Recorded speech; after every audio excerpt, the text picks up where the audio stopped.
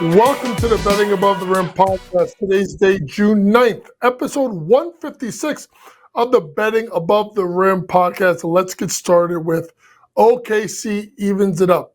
Oklahoma City Thunder, as an 11.5-point favorite, take game 2 of the NBA Finals and a 123-107 win versus the Indiana Pacers. Also going over in the last minute, the total, which was around 227.5, 228.5.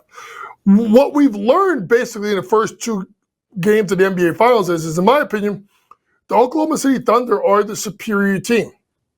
They have the best player on the floor in SGA. I think they have just as good of depth. You know, you could say that Rick Carlisle is the advantage in coaching, but the Oklahoma City Thunder that ran roughshod on the Western Conference got caught in game 1 realizing that they have to play 48 minutes. Now, do I think they played 48 complete minutes of basketball? No. But there weren't any slip-ups when they had the lead. They were up after the first quarter by 8, thanks to Chet Holmgren getting, or 6 I should say, with Chet Holmgren getting 9 points in the first quarter, 6 by SGA. Big early start to the second quarter of Jalen Williams. By the way, look at those Jalen Williams props in the second quarter when SGA sits the first 3 to 4 minutes of the quarter. They open up a huge lead of 18 points at the break. As much as Indiana tried to throw punches in the second half, they never really got within 12 points, with obviously SGA leading the way with 34 points and 8 assists. Chet Holmgren with a bounce-back game. But it's really the play of Wiggins and Caruso combining for 38 points, 9 out of 16 from three-point land, as they were a huge difference in the game. When you look to Indiana, Tyrese Halliburton off to an extremely slow start scoring this series, 3 points in the first half, only 5 after 3 quarters. But a little thing we'll talk about later on in the podcast about something that I saw maybe that Rick Carlisle may have done that could unlock Tyrese Halliburton. We'll talk about that in the scouting report as we preview Game 3. Game 3 will tip off on Wednesday night. So when we give you our scouting report, we will preview Game 3, and then obviously we'll talk about game number 4 when we go ahead and tape. Other news in the NBA, Darius Garland, who missed some time during the NBA playoffs, and I was honestly one person I was like, this guy's got to just suck it up and play. Well, this guy was hurt, really hurt, because Darius Garland went out underwent surgery today to repair a great toe, a great toe injury that will keep him out 4 to 5 months. It's something that he tried to play through. He injured it in March 23rd, tried to get through the regular season and playoffs before he re-aggravated it during the playoffs. So when you look at him missing 4 to 5 months, you know, that puts you right now at October, the earliest, more likely November. What does that mean? That means Darius Garland is going to miss the start of the regular season next year for Cleveland. It'll be an interesting time in Cleveland after having a number 1 seed in the Eastern Conference and just getting run over by Indiana. What do? Do they try and trade someone like a Jared Allen? You know, obviously Spider Mitchell is safe. DeAndre Hunter just got there. They have some key free agents. Sam Merrill, Ty Jerome, I do believe are both free agents this summer. So Cleveland is in an interesting spot going into next year. Darius Garland had a great year the last couple of years in Cleveland. You know, I still wonder if that small 2-guard backcourt of him and Spider Mitchell can coexist. But I'll tell you right now, if you were thinking that he was going to get traded, it ain't happening now. He'll start next season in Cleveland as Darius Garland is out for the next 4 to 5 months after having surgery on his toe. Let's head a little bit south where it's not good news for the Memphis Grizzlies. Zach Edey, who had a really good all-rookie season. You know, he had his left ankle that he's hurt during the year. He hurt it again during workouts. And he had to have surgery, and this is big here, to restabilize the ankle. That means the ankle was really wobbly to the point where he could probably roll. And when you're 7'4", that is a problem. What does that mean? Another player expected to miss the start of the regular season is Zach Edey, a team in Memphis that tremendously underachieved.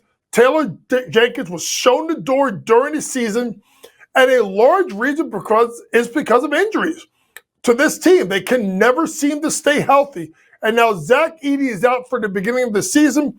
It should be interesting to see what takes place with Memphis. Remember, Jalen Wells got hurt at the end of the year during the playoffs. We'll see when he returns. Can Ja stay healthy? Is Ja going to be engaged? What about Jaren Jackson Jr., Desmond Bane? It's such an Sandy Andalma. It is an intriguing team that just can't seem to get out of their own way. It'll be interesting to see when Zach Edey returns, because I've always said this on Sports Grid since I've been here. Jaren Jackson Jr. is one of the best weak side shot blocker and rebounders in the NBA.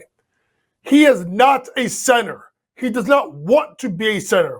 If you go look at his stats and you look at his play, the best Jaren Jackson has done is when he's had a big-bodied center, a Zach Edey or a Steven Adams in the pivot to kind of help him out. Steven Adams, I do believe, is an unrestricted free agent for Houston. Maybe they'll look to bring him back, although he should have other suitors. Speaking of injuries and being out for a while, this one is going to be out for the year, and that's Courtney Vandersloot. Courtney Vandersloot had a great career, first time around with the Chicago Sky, including winning the WNBA championship with James Wade as the coach and Allie Quigley, Kalia Copper, so on and so forth. Went to New York, left New York, came back to Chicago, and was trying to be the mentor for a young Chicago team that is struggling. Well, now Courtney Vandersloot tore her ACL Saturday in the first quarter versus Indiana and will miss the rest of the season. This is really been one of the better point guards in this generation here, a really underrated player. And listen, folks, I don't want to mix words here, and I don't want people to get thrown away. I was not a big believer in Chicago. I didn't believe that there was a core around her. I think Sloot should not be playing huge minutes, although she's more than a serviceable point guard and a serviceable pro. I'm not knocking her game at all. I'm knocking the fact of how Chicago has built this team.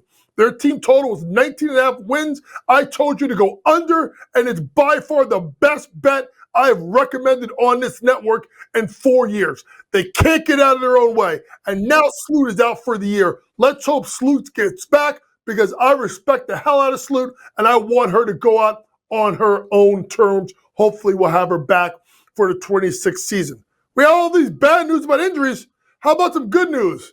Kevin Young, not related to James Young, the head coach of BYU, has signed a long-term deal to be extended at BYU. What a job Kevin Young has done. He's got players that are going to go in the draft. He's got AJ DeBansa, who is arguably the number one player in the class of 2025, heading to Brigham Young University.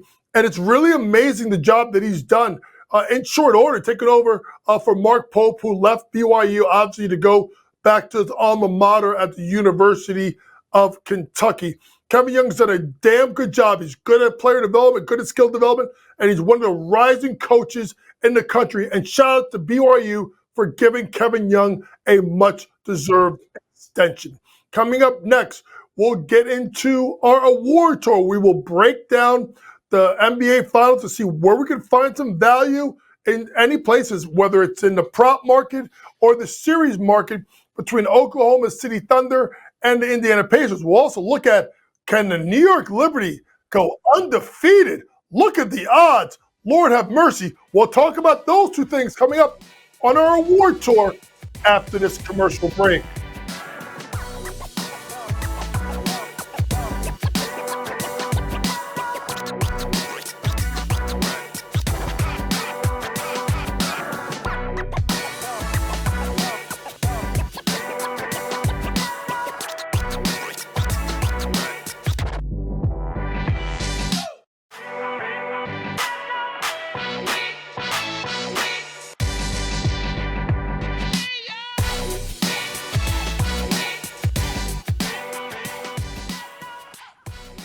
Welcome back to the Betting Above the Rim podcast, episode 156. And it's time to get into our award tour as we break down the future markets with the NBA squared up at 1-1.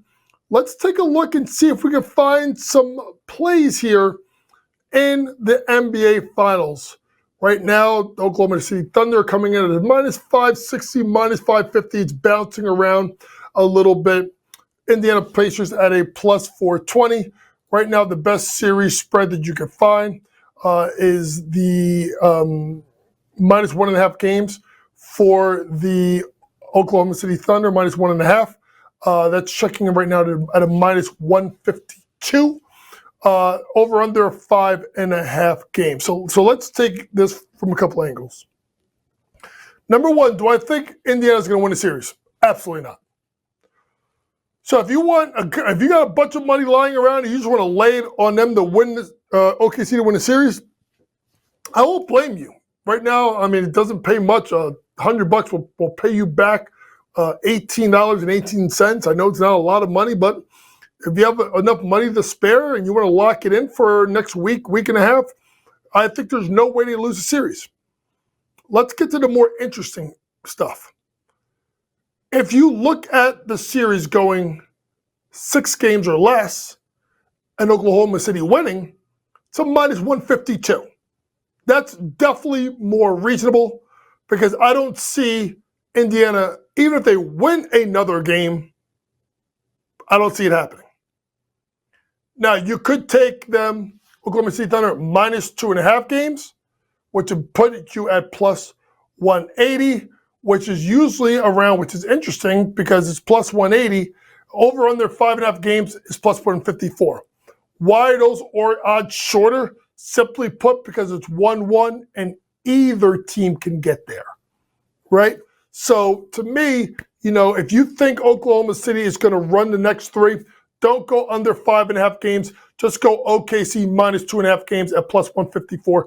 You'll make yourself about an extra 30 or so cents. So when you get into the series specials or the series leaders, right now Aaron Naismith is the leader in the clubhouse for most made threes at minus 105. Tyrese Halliburton plus 230. My pick, Lou Dort, is at 5-1. It's down to plus 290. And it's really not worth looking at anyone else. Assist market, Tyrese Halliburton was the overwhelming favorite. He's down to a minus 190. SGA at plus 160. Literally, that's a 2-horse race, if you say so. Rebounds, Siakam, Isaiah Hartenstein, Chet Holmgren, plus 135, plus 180, plus 360. There's not one of those that I'm really looking at in that series market as well. I took Jalen Williams as a throwaway, just a couple of bucks at 7-1, and he's not going to come close.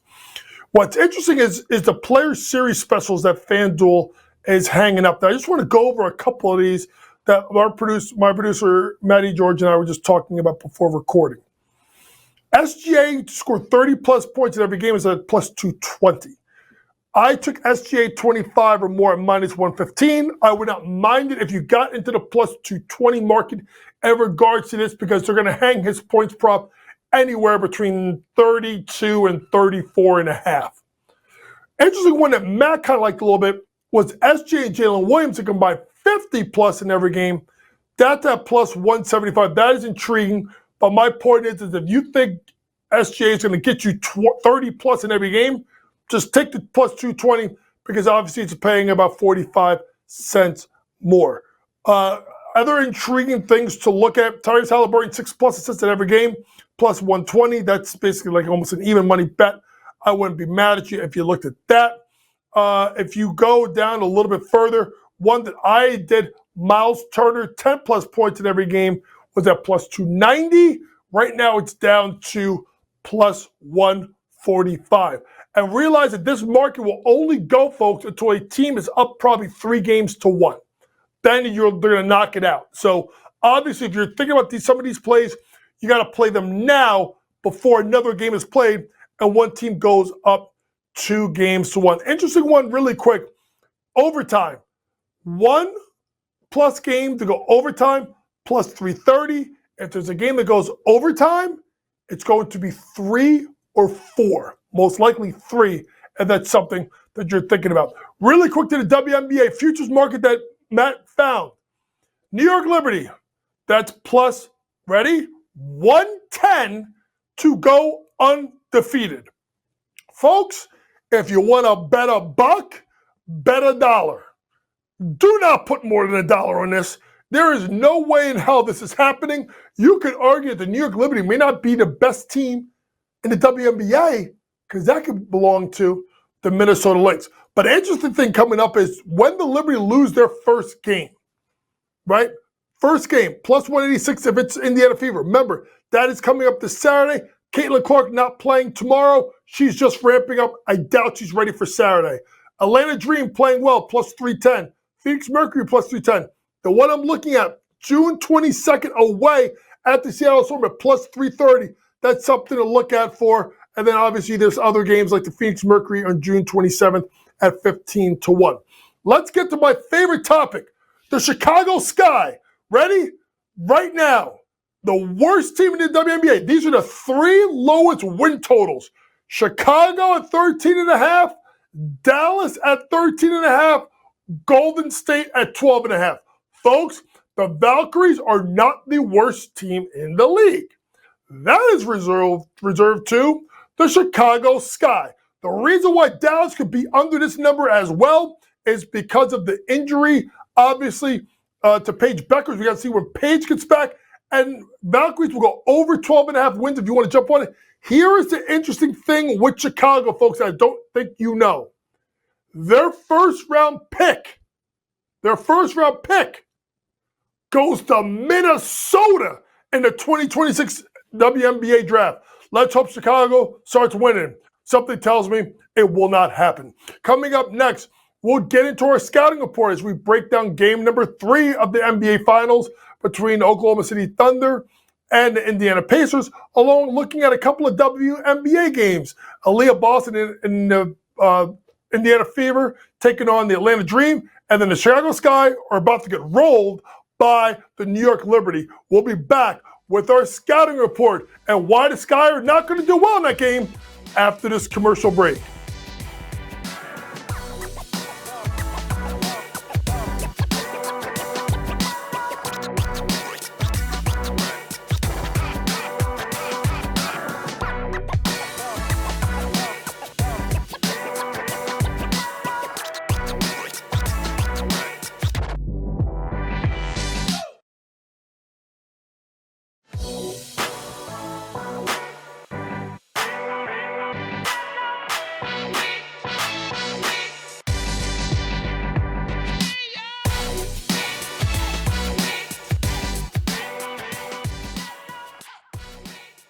Welcome back to the Betting Above the Rim podcast, episode 156. It is time to get into our scouting report as we break down games in the NBA and WNBA. Game 3 lines are out, and it came out pretty much right away. I felt like it was Oklahoma City minus 3.5. If it's gone to 4.5, and I've even seen some 5s as the Thunder are favorites to take down Indiana in Game 3. Over-under has stayed true to form at 228. So you look at a game in which we barely got to 230. And shout out to James Johnson. You needed 2 James Johnson fouls in the last minute to get you up and over the total. I'm going to stay away from that, and I'm going to take this in pieces. Number one, I think you're going to get a good effort out of the Indiana Pacers in the first quarter. So I'm looking at Indiana Pacers to be the first quarter winner at plus 118. I think they throw their really best shot. Now, I talked to you during the opening segment about what I saw out of Rick Carlisle in an adjustment to Tyrese Halliburton. They got him the ball on the run.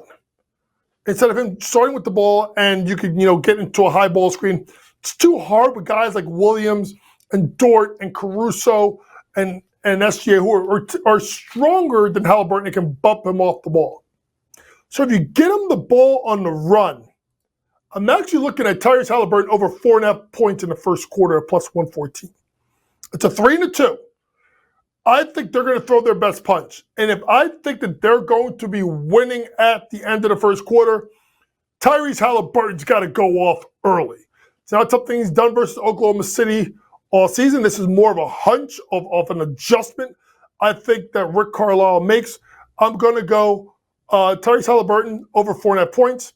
I'm going to go Indiana Pacers win the first quarter at plus 118. When you get to quarter number 2, wait to see when the props drop. And if you see SGA play the whole first quarter, jump it on Jalen Williams in the second quarter. That's when he kind of gets himself going, as SGA typically plays the first 12 minutes. Team that think is going to win the game, I think it's going to be OKC. But if I have Indiana winning after the first quarter, I think you live play it, let the first quarter come out. Indiana with the lead, cash your ticket, go ahead and take the Thunder for the game, because it should be at that point somewhere around where you could just take them on the money line. They'll be under minus 150 should they be losing after 1. Let's head to the WNBA, as the Atlanta Dream are 4.5-point favorites at home versus the Indiana Fever. Just so you know, it was confirmed by Stephanie White earlier this afternoon that you will not see Caitlin Clark tomorrow night. I don't think you get Sophie Cunningham either. They're both on a ramp up to get going. So I am looking at the Atlanta Dream at minus 4.5 points to go ahead and get the job done. They've had a really good start of the year. And shout out to Alicia Gray, who's been absolutely fantastic. Look for Alicia Gray without a really dynamic guard stopper to go over 18.5 points. Let's head to the beatdown in Brooklyn. The Liberty are laying 16 versus the Chicago Sky. Oh my Lord, oh my Lord. But I can't go and take this in regards to just a complete and total blowout. I want you to wait. FanDuel does not have quarter or half lines. Let them come out with lines early and then go ahead and take the Liberty minus a point. The other thing that we don't know is whether Jonquel Jones is going to play. Jonquel Jones did get hurt versus the game versus the Washington Mystics. That's the other reason I will bet this game with caution, because they are much better. Liberty are much better with Double J manning the inside. This has been your Betting Above the Rim podcast, episode 156. For all things sports gambling, download that Sports Grid app. Pre-game, in-game, post-game, props, predictions, and more from the very best in the sports gambling industry. For my producer, Matty George, Vinny does a great job with the graphics. Thanks for always listening. And please remember, it's smarter to be on Sports Grid. Good night.